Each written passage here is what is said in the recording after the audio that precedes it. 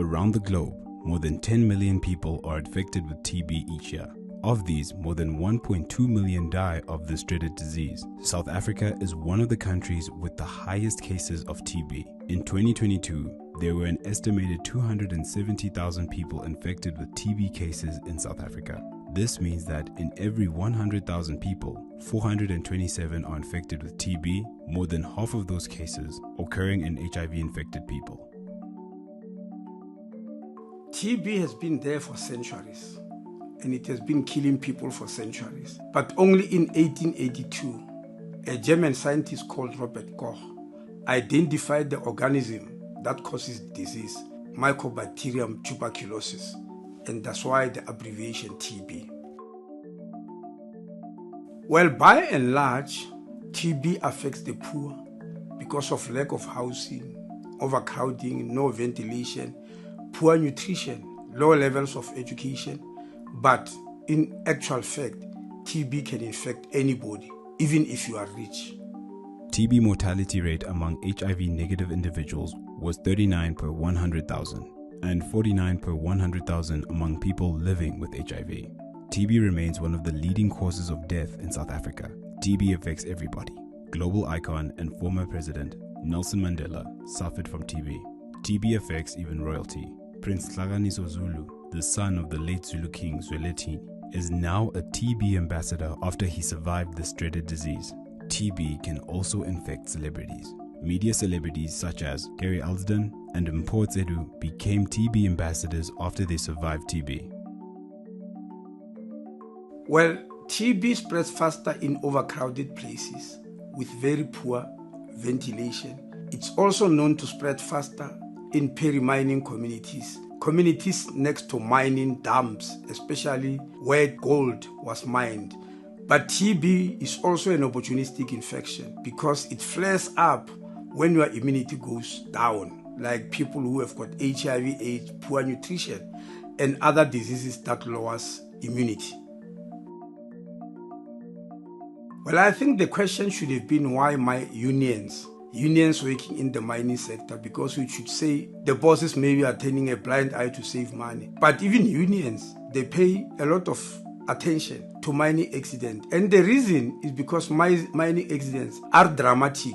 I used to be the chairperson of the International Board of Stop TB Partnership. And I used to say TB is not a drama queen. It kills very silently. And it's true. There are more mine workers who are dying from TB than those from rock falls. But you hardly ever hear about it because with TB, they go and die silently at home, a very lonely death without anybody watching. And that's exactly what is happening between the mining bosses and even the mining unions. At the moment, the rate of default is coming down because more and more efficient drugs are being invented. And it no longer takes a long time. I mean, if you have to take treatment for something for such a long time, the chances of not complying or defaulting are very high. For instance, people used to get treated for TB for 6 months, 12 months, 18 months, and that has got a high rate of default. TB is curable. I repeat, TB is curable. But TB has killed more people than HIV/AIDS itself, cholera, yellow fever, malaria, Ebola, COVID-19, influenza, all of them added together. TB has killed more people than those.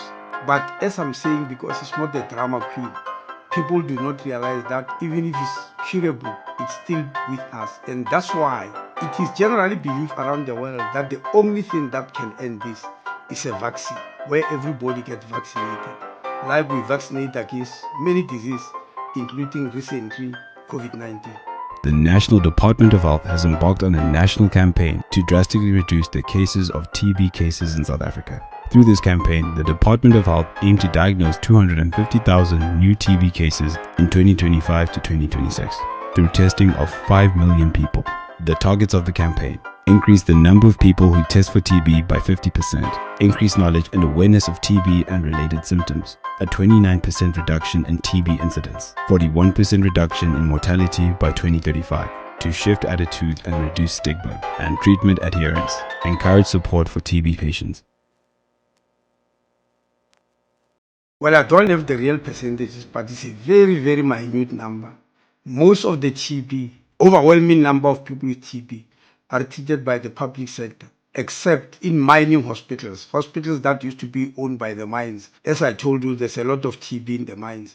But ordinarily, even through medical aids, there's no appetite to treat TB. And part of the reason is that it's very expensive to treat TB, and many of them do not want to lose money. For instance, if you contract extensive drug-resistant TB, it needs 800,000 rand per person just to be treated for extensive drug-resistant TB. So many people who are in the private sector do not really see why they should use their money for that. It's only the public sector that has to carry that burden.